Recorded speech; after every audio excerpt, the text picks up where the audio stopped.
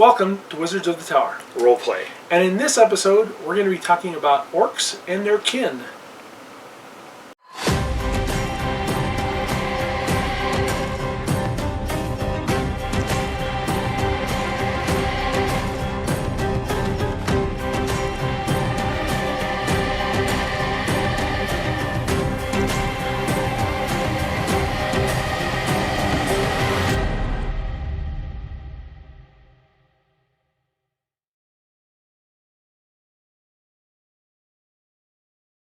Welcome to Wizards of the Tower. Roleplay. And in this episode, we're going to be talking about orcs and their kin, the Half-Orcs. Yeah.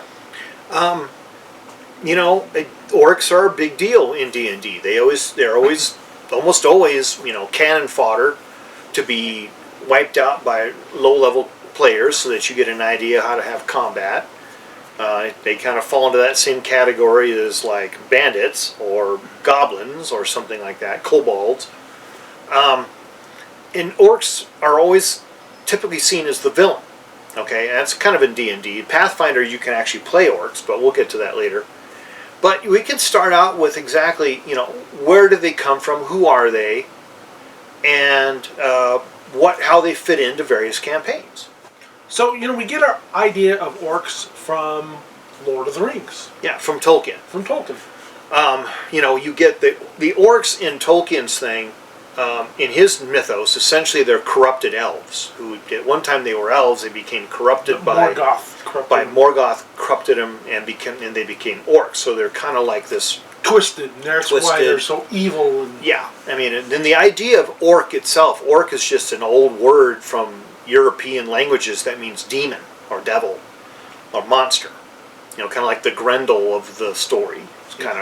And so orcs are considered to be, in the classical sense, very powerful, bestial, crude, barbaric, violent, not particularly smart, but very clever, very crafty.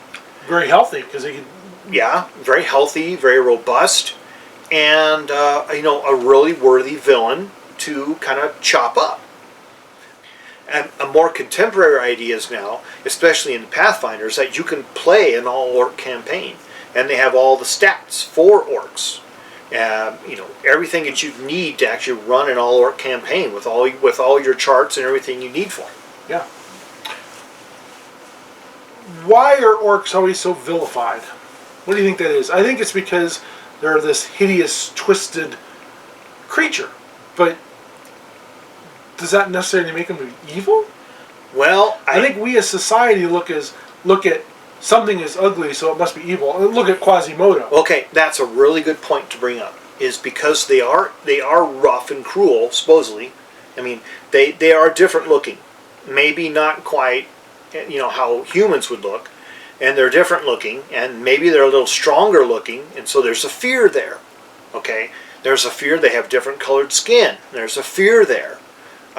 They have a different language. They have a different actions. There's a fear there, and they're talking a really gruff voice. Yeah, but they don't. Meat's on the table tonight, boys. They don't always have to talk like that. No. Tolkien, had them to be very cruel, and of course, then there's also the Uruk-hai that they created. To even make them, that kind of a race type even worse. That even worse, a kind of a fighter or a cruel person. But you always have this idea they talk with low, gravelly voices, and they're violent, and they strike out, and, the only thing they want to do is just, kill humans, eat humans, kill elves, eat elves, take over the dwarves. Yeah, tear up in society, defile everything, that humanity has built, and so they're sort of like the barbarians at the gate. And that's sort of how they're played. Yeah. Now, recently, there's been a whole movement to sort of create storylines around orcs. And we get these are books that I have, because I read a lot about this. These are books by Stan Nichols, and this is called Orcs. And then you've got Orcs Bad Blood, which is another part of the book. There may be more of these. These are the only two I have right now. And they're basically stories where orcs are the center of the storyline. And they don't make them out to be evil. They make them out to be trying to survive in a very harsh, cruel world. Okay? You also have these. These are the Grey Bastards books. And this is by Jonathan French. So you get the Grey Bastards and the True Bastards. Now these are about half-orcs. And half-orcs are sort of like cross between orcs and humans, Yeah. I guess. Not so much orcs and elves, more orcs and humans, more so. So nowadays, half-orcs don't necessarily have to be of human and orc bloodlines. Okay. They've actually started adding them to be of dwarven and orc, or even elf and orc, possibly even halfling and orc. See, okay, now that's interesting because that takes away themselves as almost like a separate race. Because if they can interbreed with dwarves and create a half-orc, half-dwarf, are they really any different than dwarves? Yeah. You know, that's the whole, you know, because they used to say the half-orc stuff was, the half-orc child is kind of like the product of rape between like a dwarf, Right. not a dwarf, between like a orc male and a human female and that sort of Right. thing. And they were reviled because they were a bastard child and they were a product of rape and that sort of thing. An outsider and, you know, that kind of character. But if the more contemporary ideas of orcs says that they can be half elf, half orc, half halfling, half orc, that really gets rid of that whole concept of making them the other and just making them kind of more like a more physical brute that somehow manages to be part dwarf also. Yeah. It's really an interesting idea.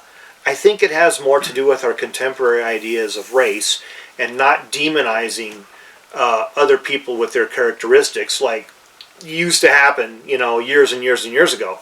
So it's interesting that you want to bring that up in more modern gameplay, that really they're just kind of different. They're just kind of physically different, but they're not a whole lot different from, say, humans, elves, or dwarves, etc. Which would bring us into redeeming orcs. You know, that they don't have to be evil. Yeah. Maybe they can be good. Why can't they be good? If anybody can be good or evil, really. Sure. So, And that's always the question, like, are orcs good or are orcs evil? Or are they just totally chaotic? What are they? yeah. Why do they have to be chaotic? Why can't they be lawful? Yeah. Can they redeem, you know, can they create like a redemption story in your storyline where you've got orcs that struggle mightily against other forces and end up doing heroic good things? Maybe You know? they're evil because everyone's always oppressing them and downtrodden them. You know, and they're tired of it. They're fighting back. No, maybe they're freedom fighters against oppression. You know, I mean, you got to see it from their point of view. It can be very different. Right. The traditional idea of orcs is that they have very crude sort of weapons, very crude armor, that they're a Might bit be rusted or... yeah, you know, stolen from something, stolen off a human, maybe, you know, modified in certain ways. And even in Lord of the Rings movies, you know, if you look at their swords, they're just like these hooked-looking, Cleaver. machete, cleaver-looking things with wicked curved blades. They just look so exotic and strange. You know, they're like the Klingons in Star Trek, are almost like orcs in a way. You know, they're very warlike and very, you know, physical, something And like their that. armor's all pieces and parts of everything that they've stripped off and modified. And Rusted, nailed together, old animal hide. You know, something very crude. That's how they're seen, as very crude and barbaric. And they would live in like these you know, filthy huts or caves, you know, and almost like they were Neanderthal. yeah. In a way, I mean, if you're a fan of the Fallout universe, they're almost like the super mutants. Yeah. In a way, they're green. You know, the Orcs are supposedly supposed to be green or gray skinned. Yeah. They're like the super mutants. You know, they're crude, overly physical, violent, that sort of thing. You know, they live in like British, caves. not very smart. Yeah. They would live in caves. They wouldn't live in actual homes. They would tear down people's homes. They would live out in the wilderness somewhere, you know, away from civilized society. You know, that sort of thing. That's kind of how they, you know, that's kind of how they're portrayed. You know, their magics are like crude, powerful nature magics or chaos magic that would be powerful but might just backfire on them and kill them too, or something like that. Or they have their wizards or clerics, which kind of come across as these shaman-like witches, you know, that cover their faces. And shaking skulls and rattling bones and you know, and then you see this green fireball coming around them. And I think a lot of that comes from even Warhammer. I think it does, yeah. A lot of that comes from Games Workshop and Warhammer. And both Delaney and I have read a lot of Warhammer books, and you know the orcs in there they're always seen to be like that, you know. Yeah, and they're crude and evil and wrong. Yeah, they're the barbaric. The only thing they seek to do is tear down society. They're agents of chaos, children of chaos, and that kind of thing. Yeah. They worship strange deities, you know. Grumish, the one eye. Yeah, Grumsh, the bloody eye, and it's like, well, how would you play, you know, an orc group? You know, if the typical idea of them is evil, would you play an orc group within an evil campaign, or would you play them in a chaotic campaign? You know, that'd be an interesting campaign to put together, an all-orc campaign where, you know, you're vilified by the king, and so he's thrown you all together as criminals, and now you've got to redeem yourself, you know, prove yourself. You know, it plays upon the trope of somebody who's different. Yeah. And now you know you're a lesser being, so now you got to prove yourself, and it could be a real fun kind of campaign where you're not evil. You know, you could have a paladin orc or a ranger orc or a druid orc or a wizard orc or you know even a thief. You know, maybe he's the small little guy. Yeah. I confess that I have always wanted to do an all-orc campaign, and I'll bring it up every once in a while, and Delaney's the only one who ever listens to me when I talk about it, but I always want to bring it up because I always think, why can't they be heroic? Why can't they struggle against odds? Why can't they struggle against someone who demonizes them, who looks down on them? Yeah, you walk into a tavern and everybody just treats you like crud because you're an orc. Yeah. But yet you're not bad, you're not evil. Yeah, exactly. And there's a scene in the first orc book, which I really love, where they rescue a human baby. And they care for the baby, and they're looking around and they're like, you know, every human thinks we're going to butcher this baby and eat it. And the rest of the orcs are like, why would we do that? And it's like, well, that's just because people think that's what we do. Yeah. And they're living off this myth, this fairy tale. That they're cannibalistic brutes, you know. And if I remember right, it's been a while since I read that book. If I remember right, they really go through the odds. They really go through all the twists and turns to keep that poor little baby alive and protect it. And it's really amazing. And what kind of struck me about the stories is that they can do very good, very heroic things, but yet still be seen as villains and be demonized by groups of people who you normally wouldn't think, you know, would do that. Yeah. They do make great, you know, antagonists for your party, but they could also be, you know, protagonists. Exactly. So an all-orc campaign, you know, if we were going to put one together, I would probably set it out of the Pathfinder realm, so they wouldn't actually have Grumsh as their deity. I just don't agree with the whole evil eye, bloody eye Grumsh thing. Why would they worship an evil? If they're not evil, why would you worship somebody who's evil? Only an evil person would worship an evil deity. Yeah, that doesn't make any sense to me. So I'd probably place it within a D20 system, but out of that realm, you know, out of the Grumsh, you know, and there is a land in Galarian, the Pathfinder world, that is all orcs. Yeah. But I just like, why? Why set it there? Yeah. So, you know, what's to say that you can't throw some moral ambiguity into your game where not all orcs are bad? You know, a party comes in and they're ready to slaughter all the orcs, and the orcs are like, hey, wait, you know. Well, I'm sorry, but that's an evil act to go in and start slaughtering things that you don't know. Especially, well, innocent people who haven't done anything. Yeah. You assume that they're evil. Well, you start getting into these moral gray areas. I've done that a few times in my games where the goblins aren't bad. The goblins are, you know, are taking the chickens and the cows and whatever that are roaming free, and people are saying you're stealing them. And it's like, no, they weren't. They're roaming free. Yeah. You know? Exactly. I mean, you know, you can have this kind of moral ambiguity in there where maybe those people who typically would be on the side of law and order, like the king's men or the king's guard, do evil acts against orcs because they just don't like them, because they're prejudiced, because they're bigoted.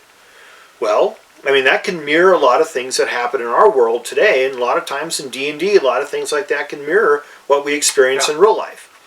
So, you know, I think that you truly can play an orc campaign where you explore all the moral issues, all the issues that even contemporary and ancient worlds, you know, in a campaign like that, but yet do it all with orcs. Yeah, it's your game.